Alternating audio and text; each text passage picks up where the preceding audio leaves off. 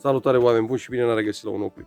Astăzi vorbim despre 5 pomi, 5 copaci pe care noi nu ar trebui să îi avem la noi în gospodărie, mai ales lângă casă sau lângă orice construcție pe care o avem noi în gospodăria noastră, în curtea noastră, să spunem așa.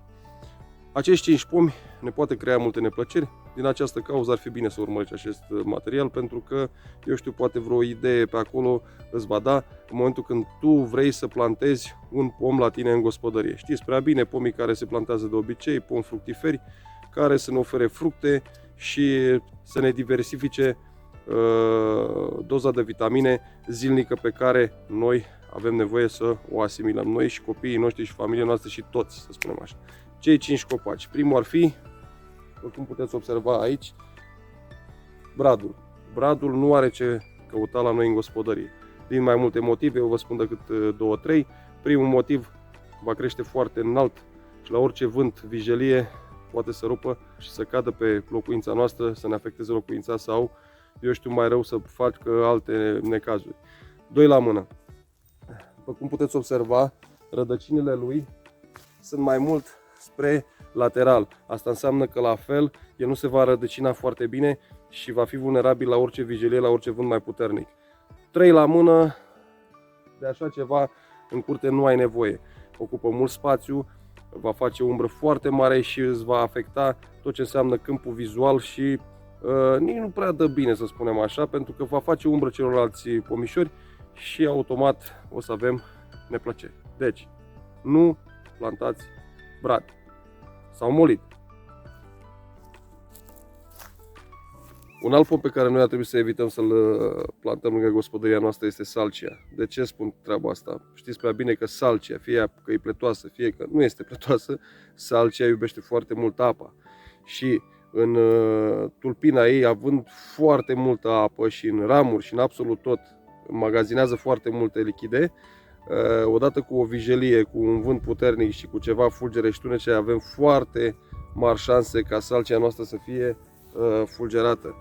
Fiind și lângă casă, este tot ce trebuie. Deci evitați să o plantați. Vreți umbră, puteți să plantați altceva. Și ca o paranteză, dacă n-ați avut, eu am avut o salcie în curte și nu mai îmi trebuie, credeți-mă că toamna este un chin.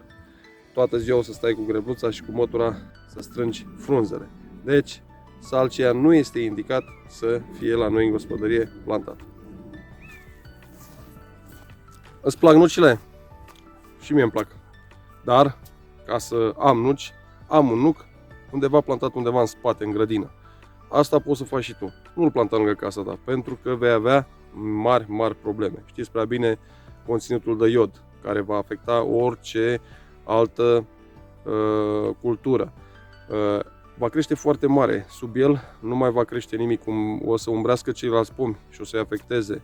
L-ai plantat lângă un gard, totdeauna vecinul are dreptate. Umbrește, nu e în regulă și dacă îți va face plângere, sigur o să ai de pierdut. Nu poți să mai scapi de el. Ca să-l tai îți trebuie autorizație. Rădăcinile o să se afecteze tot timpul structura de rezistență a unei construcții pe care tu ai făcut-o în apropierea nucului sau pe care ai avut-o și ai plantat nucul lângă. Știți prea bine că rădăcinile nucului cresc foarte mari și pot să ajunge chiar și până la 10 metri în rază de la tulpina pomului. Nucul o să crească destul de mare, umbră tot timpul, o umbră nesănătoasă, să spunem așa, și vom avea probleme, ce să mai. Ideal ar fi să nu plantăm acest copac, acest pom, lângă casa noastră. Într-o grădină, mai în spate, putem să facem treaba asta, dar lângă casă, în niciun caz. Deci, asta e, las la aprecierea noastră. Plantați sau nu plantați un nuc. Vrei flori de soc? Du-te și adună de lângă pădure. Mai puțină poluare, mai puțin praf și spun că e ok. Vrei fructele socului? Să-ți faci o dulceață? La fel, du-te și caută la o margine de pădure. Crede-mă, nu e necesar să ai soc la tine în curte. De ce? Păi e foarte simplu.